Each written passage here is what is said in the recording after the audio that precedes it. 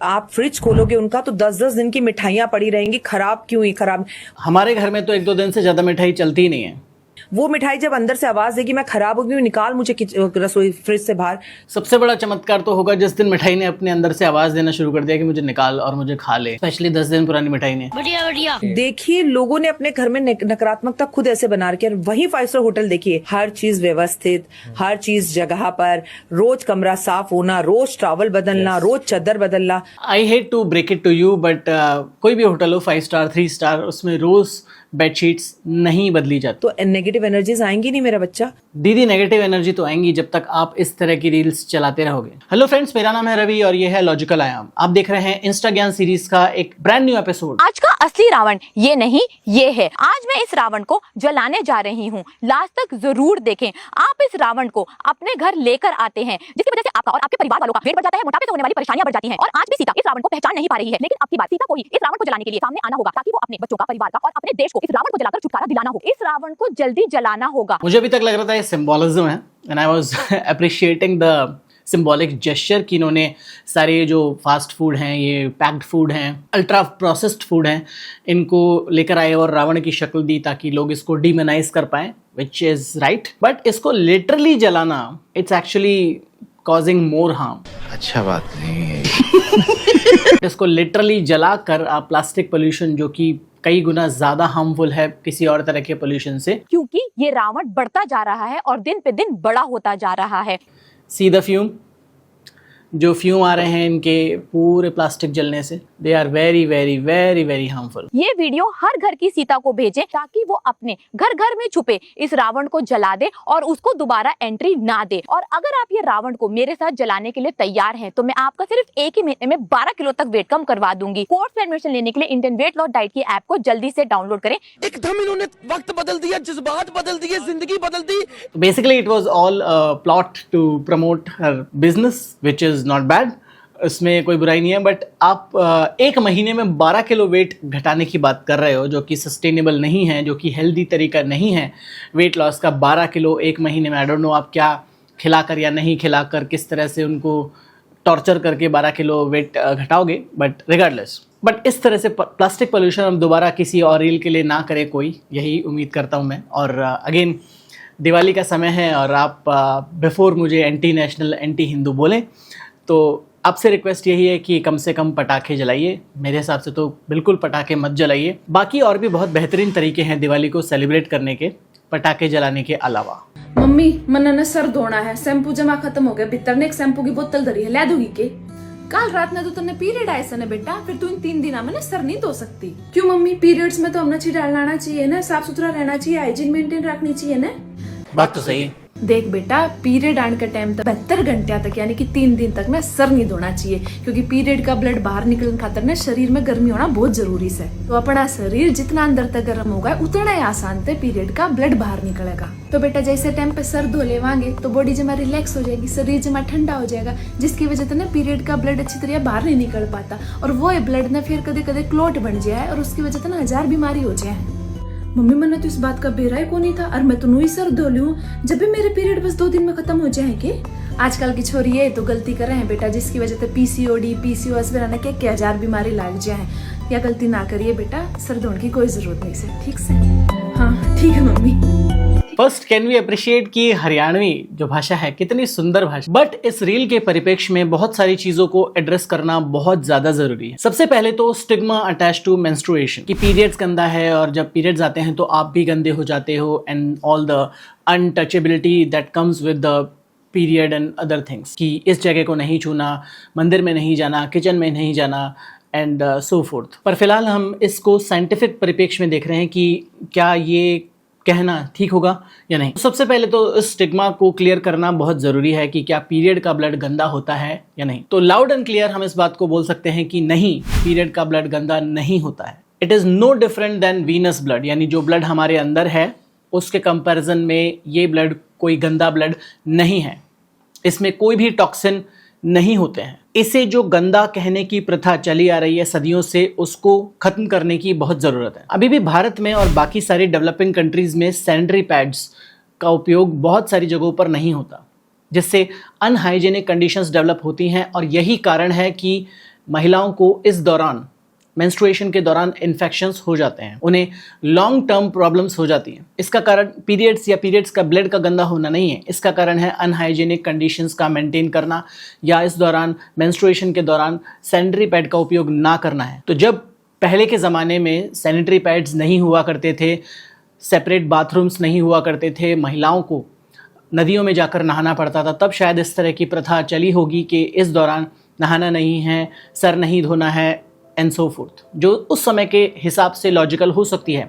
But आज जब हमारे पास एक्सेस टू बाथरूम्स है, एक्सेस टू सैनिटरी पैड्स है, तो उस समय पर इस तरह की प्रथाओं को चालू रखना कितना हद तक सही है वो आप मुझे बताइए। और जहाँ तक इस रील में बात की गई है कि सर धोने से कोर बॉडी टेम्परेचर कम हो जाएगा जिसकी वजह से ब्लड फ्लो कम हो जाएगा, वो भी कहीं से भी लॉजिकल नहीं है। कोर बॉडी टेम्परेचर मेंस्ट्रुएशन के दौरान और अदरवाइज भी वेरी करता रहता है पर्सन टू पर्सन, बट हमारी बॉडी की रिमार्केबल एबिलिटी है बॉडी टेम्परेचर को मेंटेन करने की। हमारा टेम्परेचर थोड़ा ज्यादा या कम हो भी जाता है तो हमारी बॉडी उसको तुरंत मेंटेन कर लेती है। इसे इस बात से समझ सकते हैं कि मान लीजिए कोई बहुत ही ठंडे देश में रह रहा हो जैसे कनाडा या रशिया, जहां पर आमतौर पर सर्दियों में टेम्परेचर -50 से -55 तक चला जाता है। तो अगर इस लॉजिक से देखा जाए तो वहाँ की महिलाओं को इस तरह की प्रॉब्लम्स, मेंस्ट्रुअल प्रॉब्लम्स होना कॉमन होना चाहिए और उनको स्ट्रांग नहीं होना चाहिए, बहुत ही वीक होना चाहिए। ऑन द कंट्रारी, जिस भी देश की हम बात कर रहे हैं वहाँ की महिलाएं सबसे ज़्यादा स्ट्रांग, सबसे ज़्यादा हेल्दी पाई गई हैं। तो इन अ नटशेल ये जो परंपरा है, प्रथा है, आज के दौर में बिल्कुल भी ठीक नहीं है, सही नहीं है और इस परंपरा को ख़त्म करना चाहिए। पीरियड्स के दौरान पर्सनल हाइजीन को मेंटेन करना बहुत ज़्यादा ज़रूरी है और पहले के ज़माने में जब इस तरह की चीज़ें की जाती थी उसका रीज़न कुछ और था। आज के दौर में हमें ऐसे करने की कोई ज़रूरत नहीं है। किसी को त्वचा का रोग है, कई कई जगह पे त्वचा सफ़ेद हो जाती है, कोई बीमारी लग गई त्वचा की मिट नहीं रही कई दिनों से है, तो क्या करे, गंगा जल, शुद्ध गंगा जल उसको लीजिए और गैया के गोबर में मिलाकर जहाँ जहाँ पर आपको त्वचा की बीमारी है वहाँ पर उसे लगा लीजिए। धीरे धीरे त्वचा की बीमारी अपने आप मिट जाएगी। ये भगवान शंकर का गंगा मैया का वरदान है। सबसे पहले तो जो इस तरह के बच्चे हैं इन पर हमने पूरा वीडियो बनाया था कि ये जो बाबा बन जाते हैं छोटी उम्र में ही और ज्ञान देने लग जाते हैं, स्कूल जाने की बजाय, अपना खुद का ज्ञान लेने की बजाय, अपने जीवन को बनाने की बजाय गद्दी पर बैठ जाते हैं, ज्ञान देने लग जाते हैं। उस पर हमने एक पूरा वीडियो बनाया था, गंगा जल लगा लो या गोबर लगा लो या गौमूत्र लगा लो। तो इस तरह की जो फैसिनेशन है कि हर चीज़ के लिए, स्किन प्रॉब्लम से लेकर हर तरह की प्रॉब्लम, कैंसर तक ठीक हो जाएगा, इसके बारे में हम बहुत बार बात कर चुके हैं। I don't know who is following this kids advice कि यहाँ पर गोबर लगा लो और ठीक हो जाओगे, ऐसा नहीं होता। बेसिकली जो विटलेगो है यानी कि जो वाइट स्पॉट्स हो जाते हैं वो बहुत तरह के होते हैं, मतलब बेसिकली 2 तरह के होते हैं। और जो सफ़ेद दाग या विटलेगो के होने के पीछे का मोटा मोटा रीज़न है वो है डीपिगमेंटेशन, यानी कि जो पिगमेंट हमारी सेल्स को, हमारी स्किन को कलर देता है उसका लॉस हो जाता है, यानी कि जो मेलेनोसाइट्स होती हैं जो मेलेनिन बनाती हैं वो ख़त्म होने लग जाती हैं। उसके पीछे बहुत सारे रीज़न हो सकते हैं। या तो कोई ऑटो इम्यून डिसऑर्डर है कि हमारे शरीर की जो इम्यूनिटी है, जो इम्यून सेल्स हैं वो मेलेनोसाइट्स को एक खतरे के तौर पर देखती हैं और उनको ख़त्म करने लग जाती हैं, जिसे कहा जाता है ऑटो इम्यून डिसऑर्डर। ये बहुत तरह के ऑटो इम्यून डिसऑर्डर हमारी बॉडी में होते हैं कि ये बेसिकली प्रॉब्लम है हमारे इम्यून सिस्टम की, जो डिफरेंशिएट नहीं कर पाता अच्छी और बुरी सेल्स के बीच में। या फिर ये हो सकता है किसी इन्फेक्शन की वजह से या बॉडी में कुछ ट्रिगर्स की वजह से, जैसे प्रोलॉन्ग्ड स्ट्रेस की वजह से या प्रोलॉन्ग्ड केमिकल या किन्हीं दवाइयों के यूज़ की वजह से या हार्मोनल डिसऑर्डर्स की वजह से। बहुत सारे रीज़न हो सकते हैं। तो बेसिकली गोबर लगाने से या गंगा जल लगाने से या कोई और तरह का उपाय करने से वो ठीक नहीं होगा। उसको ठीक करने के लिए बहुत सारी मेडिसिन अवेलेबल हैं जो आपको प्रॉपर डॉक्टर को कंसल्ट करके यूज़ करनी चाहिए। तो गोबर से आते हैं गोबर एडवाइस पर। और भारत में सबसे ज़्यादा गोबर एडवाइस यानी बकवास एडवाइस कौन देता है? इस रील में जो ये एडवाइस दे रहे हैं ना कि बकवास एडवाइस है, बहुत ही खतरनाक और फेटल भी हो सकती है, आपकी जान भी ले सकती है इस तरह की एडवाइस। मान लो आपको कुत्ता काट जाए, आप क्या करोगे? डॉक्टर के पास भागेंगे। क्या करेगा डॉक्टर? रेबीज का इंजेक्शन, वैक्सीन लगवाएगा। वैक्सीन में क्या है? वैक्सीन में तो सर उसका एंटीबॉडी रेबीज। किसी भी वैक्सीन में एंटीबॉडी नहीं होता। एंटीबॉडी आपकी बॉडी बनाती है, उसमें वही वायरस था जो कुत्ते ने आपको दे दिया, तो वो और वायरस डाल रहे हैं बॉडी में। हाँ, अब ठीक पकड़े हैं। मतलब आपको कुत्ते ने दे दिया तो वैक्सीन लेने क्यों जा रहे हो? अच्छा, मान लो कुत्ते को रेबीज नहीं था ही नहीं, तो लेने क्यों जा रहे हो? कितनी खतरनाक एडवाइस है जो ये दे रहे हैं कि वैक्सीन मत लगवाओ। बिल्कुल मत लगाओ वैक्सीन, क्योंकि वैक्सीन में होता है वायरस जो आपको वो डिजीज दे सकता है। Do you see the problem? क्या नितांत मिस इन्फॉर्मेशन फैलाते हैं और ये इनके खिलाफ कोई भी कार्रवाई नहीं होती। I am really shocked. कुत्ते ने काटा, उसको रेबीज है, तो बंदा क्या करे? क्योंकि उसका कुत्ते को 100% रेबीज है नहीं है इस पचड़े में नहीं पड़ना चाहिए हमें। कुत्ते को है तो ठीक, कुत्ते को नहीं है तो ठीक। करना क्या चाहिए? बेसिकली डर का व्यापार है ये। हमें 3 दिन के लिए खा ना करना चाहिए। खाना फिर से बंद। 3 दिन के लिए 4 दिन के लिए खा ना। क्या करना चाहिए? फ्रूट्स खाने चाहिए, सैलड खानी चाहिए, नारियल पानी पीना चाहिए, जूस पीना चाहिए, हल्दी पानी पीना चाहिए, कड़ी पत्ते खाने चाहिए और गिलोय का काढ़ा पीना चाहिए। ठीक है। बस इतना सा काम करना चाहिए। खाना नहीं खाना, बॉडी खुद एंटीबॉडी बना जो लेगी। जख्म हो जाता है उस पर आप किसी भी वैद्य से हल्दी लगवा लो, वो वैद्य आपको एक 3-4 जड़ी बूटियों का लेप बना के दे देंगे, वो बना दो। पहले लोग यही तो करते थे। तो बेसिकली ये बोल रहे हैं ना कि सिर्फ वैक्सीन मत लगवाओ, उस पर आप सिर्फ हल्दी लगा लो और ठीक हो जाओगे, या ये सब्जी वब्जी खा लो ठीक हो जाओगे। तो बहुत ही अलग अलग लेवल पर प्रॉब्लमेटिक है ये रील। और आई थिंक अगर बाय फार किसी रील के आप पर पड़ने वाले इम्पैक्ट को देखा जाए तो ये जो रील है वो आप पर सबसे ज़्यादा इम्पैक्ट डाल सकती है। इतना इम्पैक्ट कि इससे आपकी मृत्यु भी हो सकती है। क्योंकि अगर आपको किसी कुत्ते ने काट लिया और उस कुत्ते को रेबीज़ है और आपने वैक्सीन नहीं लगवाई और आपने इनकी बात मानकर सब्जी वब्जी खा ली और हल्दी लगा ली और आपको गलती से रेबीज़ हो गया, तो उस रेबीज़ बीमारी से आपके मरने की संभावना है ऑलमोस्ट 100%।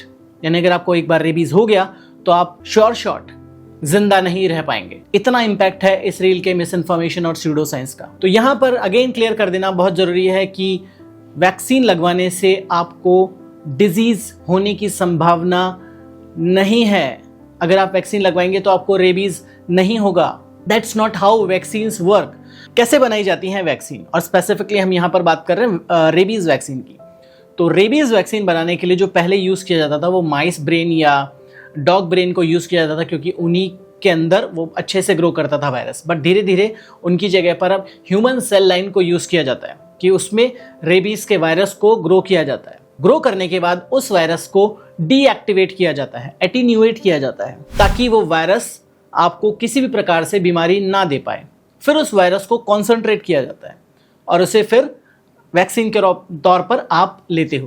पहले लिए जाते थे 20-25 या और भी ज़्यादा शॉट्स, फिर उसको धीरे धीरे 14 शॉट्स कर दिया गया और फिर धीरे धीरे अब कई केसेस में 3 शॉट से भी आपका काम चल जाता है। तो जब वो डीएक्टिवेटेड या एटीन्यूएटेड वायरस आपकी बॉडी में जाएगा तो उस वायरस के अगेंस्ट में एंटीबॉडीज बनेंगी, और वो एंटीबॉडीज अगर कल को रेबीज होता है आपको, तो उस वायरस के अगेंस्ट में जो एंटीबॉडीज बनेंगी वो आपको रेबीज से बचाएंगी, आपको रेबीज से मरने से रोकेंगी, ना कि आपको रेबीज दे देंगी। बेसिकली इन जैसे लोगों की बातें मानना खतरनाक है और आपकी जान भी ले सकता है।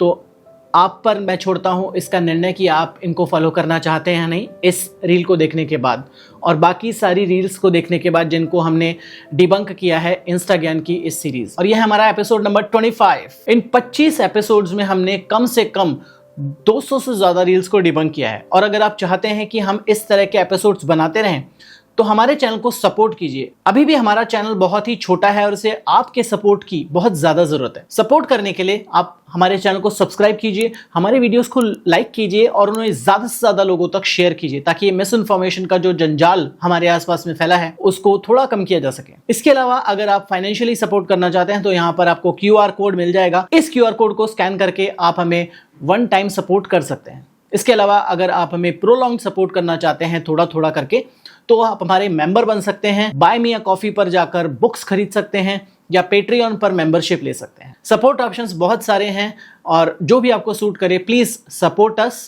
As much as you can. कुछ लोगों की आदत होती है बहुत ओवर सिंपलिस्टिक कर देना किसी चीज को, ब्लैक एंड व्हाइट में ही चीजों को देखना। How to identify real food from fake food? इनके जेस्चर पर मैं सवाल नहीं उठा रहा हूँ। हो सकता है इनका जेस्चर अच्छा हो, लोगों को सिखाना कि किस तरह से अच्छा फूड खाया जाए, किस तरह से डिजीज फ्री रहा जाए, बट इस चक्कर में जो ये सात्विक मूवमेंट, आई थिंक इनके चैनल का नाम है, उन्होंने बहुत ओवर सिंपलिस्टिक तरीका अपनाया है, ब्लैक एंड व्हाइट वाला, जो कि आपको कई केसेस में ज्यादा हार्म कर सकता है आपको फायदा पहुंचाने के कंपैरिजन में। Number 1, eat food that eventually rots, because only food that has life can rot. If you place an apple on a counter, what will happen in a few days? It will rot, it will decay, it will turn black. But some anecdotal evidence has suggested that burgers, even if you keep them on the counter for a week, nothing much changes. Why? Because only real food attracts microorganisms. यहां पर हम confuse कर रहे हैं real food versus food that contains preservative से। यानी कि अगर कोई रियल फूड है और उसके अंदर प्रिजर्वेटिव हैं तो वो भी खराब नहीं होगा, तो क्या उसको खाना चाहिए या नहीं? There are majority of food जो हम अपने आसपास में एनकाउंटर करते हैं जिनके अंदर नेचुरल प्रिजर्वेटिव हैं। यहाँ पर हम आर्टिफिशियल प्रिजर्वेटिव्स की भी बात नहीं कर रहे, नेचुरल प्रिजर्वेटिव्स हैं और उनको खाने में कोई बुराई नहीं है और वो उनकी शेल्फ लाइफ को बढ़ाने के लिए किया जाता है। शेल्फ लाइफ को बढ़ाना क्यों ज़रूरी है? ताकि जो फूड है उसकी एक्सेसिबिलिटी को बढ़ाया जा सके। जो फूड 2 दिन में 3 दिन में ख़राब हो जाता है उसको हम बढ़ा सकें, उसकी शेल्फ लाइफ को, उसको 7 दिन 10 दिन 15 दिन तक फ्रेश रख सकें, उसको एक्सेसिबल बना सकें। अगर ऐसा नहीं होगा तो जो हमारी पॉपुलेशन है 150 करोड़ की, उसको खाना खिलाना ऑलमोस्ट इम्पॉसिबल हो जाएगा। तो preservatives are a necessity. We are talking about preservatives that are required for any food to keep like increase its shelf life. तो वो डिस्टिंक्शन समझना हमें बहुत ज़रूरी है ब्लैक एंड वाइट करने के कंपैरिजन में। अगर आप इस रूल से देखेंगे तो आप कुछ भी नहीं खा पाएंगे basically. Second golden rule, food that comes straight from the farm to your kitchen is real food. But food that goes to a factory in between where it is heavily processed, it is no longer food. Then it has become what? A product. You eat a potato, it's what? Food, real food. But that potato goes to a factory, heavily processed, turned into a potato chip. Now it's become a product for someone to make money. तो ये again and I appreciate the gesture, but ये भी privilege है। ये privilege के point of view से बोल रही हैं कि सिर्फ जो फार्म से डायरेक्टली आता है उसको खाइए और जो भी प्रोसेस होता है उसको मत खाइए। ऐसा प्रिविलेज हम में से अधिकतर लोगों के पास नहीं है कि हम डायरेक्टली फार्म से खरीदा हुआ अनप्रोसेस्ड ऑर्गेनिक फूड खाएं। हम में से अधिकतर लोग खाना खा लें वही बहुत बड़ी बात होती है। तो उसको कंपैरिजन करना कि कोई भी प्रोसेस हो जाएगा तो फूड नहीं रहेगा, दैट इज़ नॉट ट्रू। हर चीज़ जो भी आप खाते हैं, let's take an example of rice और गेहूं। जब भी वो खेत में तैयार होता है राइस या गेहूं, उसको साफ करने के लिए, प्रोसेस करने के लिए बहुत सारे स्टेप्स होते हैं। तो क्या उन स्टेप्स के बाद वो फूड नहीं रह जाएगा? क्या उसको खाना चाहिए या नहीं? आई अंडरस्टैंड यहाँ पर वो हैवी प्रोसेसिंग की बात करिए, अल्ट्रा प्रोसेसिंग की बात करिए, बट अल्ट्रा प्रोसेसिंग के बाद भी बहुत सारे आइटम सेफ है कंज्यूम करने के लिए। तो अगेन इसको ब्लैंकेट स्टेटमेंट दे देना कि कोई आइटम प्रोसेस हो गया है इसलिए उसको खाने योग्य नहीं है, वो आपका प्रिविलेज है और वो जरूरी नहीं है कि हर कोई उस तरीके से खाना खा सके। Rule: don't eat food that has TV commercials. Have you ever seen ad for broccoli? What about papaya? No. Why? Because no industry profits by feeding you real food, and every industry in the world profits by feeding you fake packaged processed food that ultimately bit by bit destroys your body.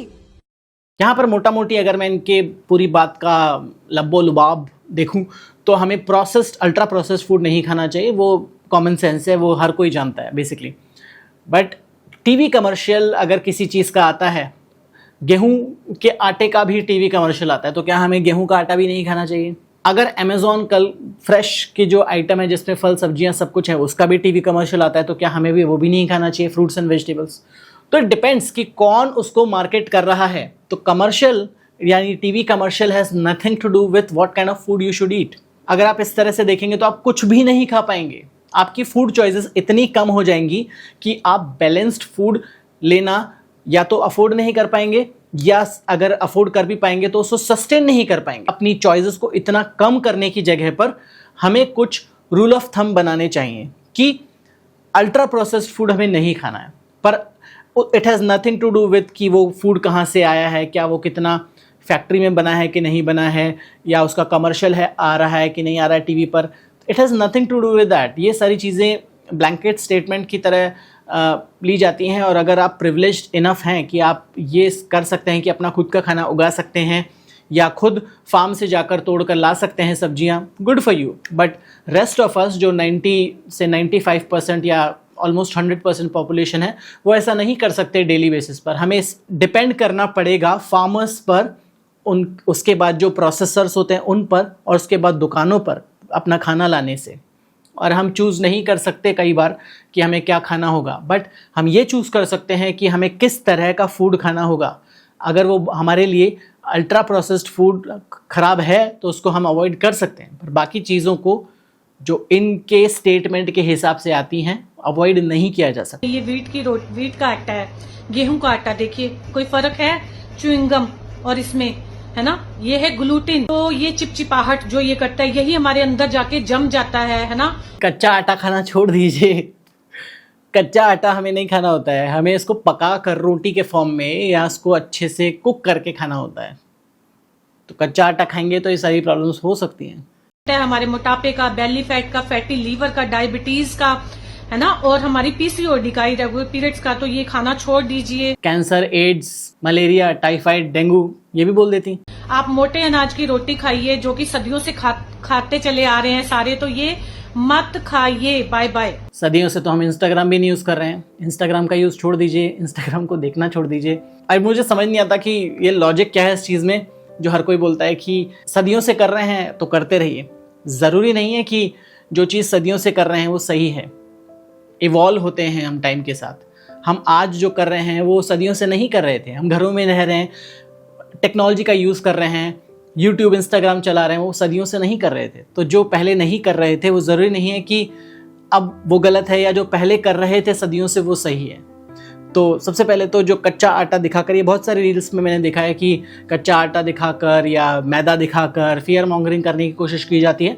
तो सबसे पहली बात तो that does not work like that. आप उसको पका कर खाएंगे तो it's like does not stick. हमारी आंतें कोई ऐसी नहीं है कि वो चिपका लेती हैं किसी चीज़ को। It is very sophisticated system, जो हमने पहले ही बात की है डाइजेशन के बारे में, कि हमारे स्टमक में बहुत ही स्ट्रॉन्ग एसिड होता है जो फूड को डाइजेस्ट करता है, और फिर वो धीरे धीरे हमारी इंटेस्टाइन के थ्रू मूव करता है और वो डाइजेस्ट होकर बाहर निकल जाता है। तो इट डजंट स्टिक, बट लोगों के दिमाग में ये बात चिपक गई है। शायद ग्लूटेन दिमाग में चला गया होगा। कैसा लगा मेरा मजाक? तो कच्चा आटा खाना छोड़ दीजिए, सारी प्रॉब्लम्स ठीक हो जाएंगी। पका कर खाएंगे तो कोई प्रॉब्लम नहीं होगी। Simple as that. Festive season is upon us, तो दिवाली मनाइए और पटाखे मत चलाइए बस बेसिकली।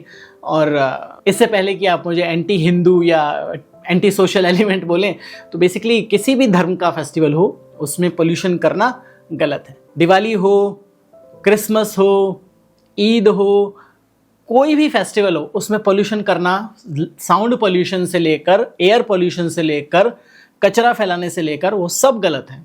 बाकी फेस्टिवल आप अपने घर में मनाइए, बहुत अच्छे से मनाइए, बट दूसरों को परेशान कम से कम कीजिए, पटाखे कम से कम जलाइए। हमारे इस तरह की वीडियोस देखना पसंद करते हैं तो subscribe and share the videos as much as possible. Like भी कीजिए, हमें सपोर्ट कीजिए, हमें आपके सपोर्ट की बहुत ज़रूरत है। मिलूंगा ऐसे ही एक और अमेजिंग वीडियो में यहाँ पर।